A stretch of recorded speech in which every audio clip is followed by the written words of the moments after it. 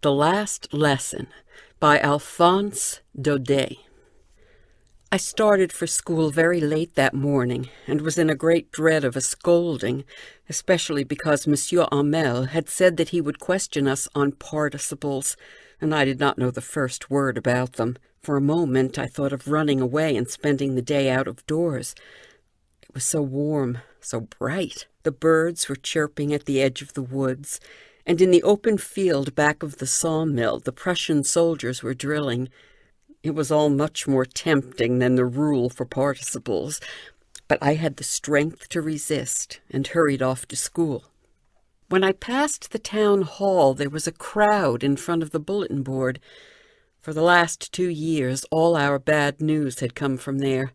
The lost battles, the draft, the orders of the commanding officer. And I thought to myself, without stopping, what can be the matter now? Then, as I hurried by as fast as I could go, the blacksmith, Wachter, who was there with his apprentice reading the bulletin, called after me. "Don't go so fast, bub. You'll get to your school in plenty of time." I thought he was making fun of me, and reached Monsieur Hamel's little garden all out of breath. Usually when school began there was a great bustle which could be heard out in the street, the opening and closing of desks, lessons repeated in unison, very loud, with our hands over our ears to understand better, and the teacher's great ruler rapping on the table. But now it was all so still. I had counted on the commotion to get to my desk without being seen, but of course that day everything had to be as quiet as Sunday morning. Through the window I saw my classmates, already in their places, and Monsieur Hamel walking up and down with his terrible iron ruler under his arm. I had to open the door and go in before everybody. You can imagine how I blushed and how frightened I was. But nothing happened. Monsieur Hamel saw me and said very kindly, "Go to your place quickly, little Franz. We were beginning without you." I jumped over the bench and sat down at my desk. Not till then, when I had got a little over my fright, did I see that our teacher had on his beautiful green coat, his frilled shirt, and the little black silk cap, all embroidered, that he never wore except on inspection and prize days. Besides, the whole school seemed so strange and solemn. But the thing that surprised me most was to see on the back benches that were always empty the village people sitting quietly like ourselves. Old Hauser with his three-cornered hat, the former mayor, the former postmaster, and several others besides. Everybody looked sad, and Hauser had brought an old primer, thumbed at the edges, and he held it open on his knees with his great spectacles lying across the pages. While I was wondering about it all, Monsieur Hamel mounted his chair, and in the same grave and gentle tone which he had used to me, said, "My children, this is the last lesson I shall give you. The order has come from Berlin to teach only German in the schools of Alsace and Lorraine. The new master comes tomorrow. This is your last French lesson. I want you to be very attentive."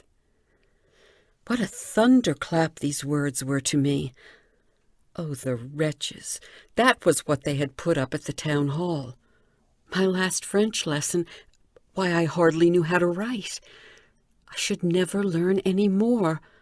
I must stop there, then. Oh, how sorry I was for not learning my lessons, for seeking birds' eggs or going sliding on the Saar. My books that had seemed such a nuisance a while ago, so heavy to carry, my grammar and my history of the saints, were old friends now that I couldn't give up. And Monsieur Hamel, too. The idea that he was going away, that I should never see him again, made me forget all about his ruler and how cranky he was. Poor man! It was in honor of this last lesson that he had put on his fine Sunday clothes. And now I understood why the old men of the village were sitting there in the back of the room. It was because they were sorry, too, that they had not gone to school more. It was their way of thanking our master for his 40 years of faithful service, and of showing their respect for the country that was theirs no more. While I was thinking of all this, I heard my name called. It was my turn to recite.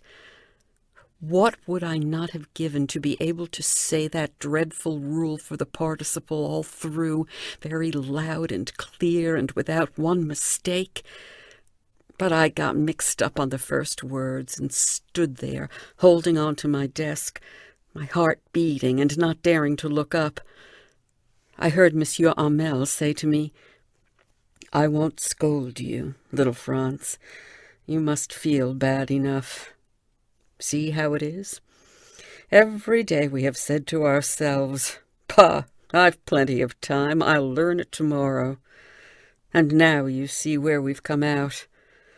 Ah, that's the great trouble with Alsace.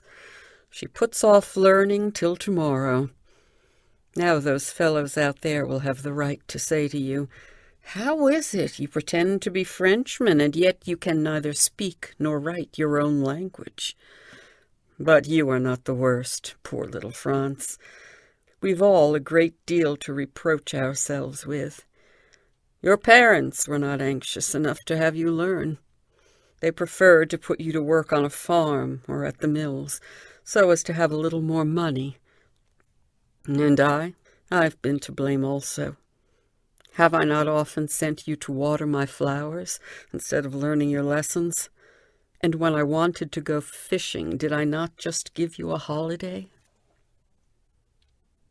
Then, from one thing to another, Monsieur Hamel went on to talk of the French language, saying that it was the most beautiful language in the world, the clearest, the most logical, that we must guard it among us and never forget it, because when a people are enslaved, as long as they hold fast to their language, it is as if they had the key to their prison.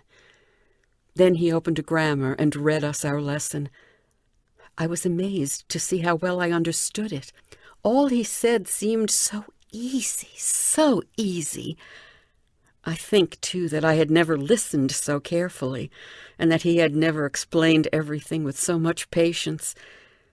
It seemed almost as if the poor man wanted to give us all he knew before going away, and to put it all into our heads at one stroke. After the grammar, we had a lesson in writing. That day, Monsieur Hamel had new copies for us, written in a beautiful round hand. France, Alsace, France, Alsace. They looked like little flags floating everywhere in the schoolroom, hung from the rod at the top of our desks. You ought to have seen how everyone set to work, and how quiet it was. The only sound was the scratching of the pens over the paper. Once some beetles flew in, but nobody paid any attention to them, not even the littlest ones, who worked right on tracing their fish hooks, as if that was French, too. On the roof the pigeons cooed very low, and I thought to myself, will they make them sing in German, even the pigeons? Whenever I looked up from my writing, I saw Monsieur Hamel sitting motionless in his chair, and gazing first at one thing, then at another, as if he wanted to fix in his mind just how everything looked in that little schoolroom. Fancy! For 40 years he had been there in the same place, with his garden outside the window and his class in front of him, just like that. Only the desks and benches had been worn smooth. The walnut trees in the garden were taller, and the hop vine that he had planted himself twined about the windows to the roof. How it must have broken his heart to leave it all, poor man, to hear his sister moving about in the room above, packing their trunks, for they must leave the country next day. But he had the courage to hear every lesson to the very last. After the writing, we had a lesson in history, and then the babies chanted their ba, be, bi, bo, boo. Down there at the back of the room, old Hauser had put on his spectacles, and, holding his primer in both hands, spelled the letters with them. You could see that he, too, was crying. His voice trembled with emotion, and it was so funny to hear him that we all wanted to laugh and cry. Ah, how well I remember it, that last lesson. All at once the church clock struck 12, then the Angelus. At the same moment the trumpets of the Prussians returning from drill sounded under our windows. Monsieur Hamel stood up, very pale, in his chair. I never saw him look so tall. "My friends," said he, but something choked him. He could not go on. Then he turned to the blackboard, took a piece of chalk, and, bearing on with all his might, he wrote as large as he could, "Vive la France!" Then he stopped and leaned his head against the wall, and, without a word, he made a gesture to us with his hand. "School is dismissed. You may go." End of the last lesson by Alphonse Daudet.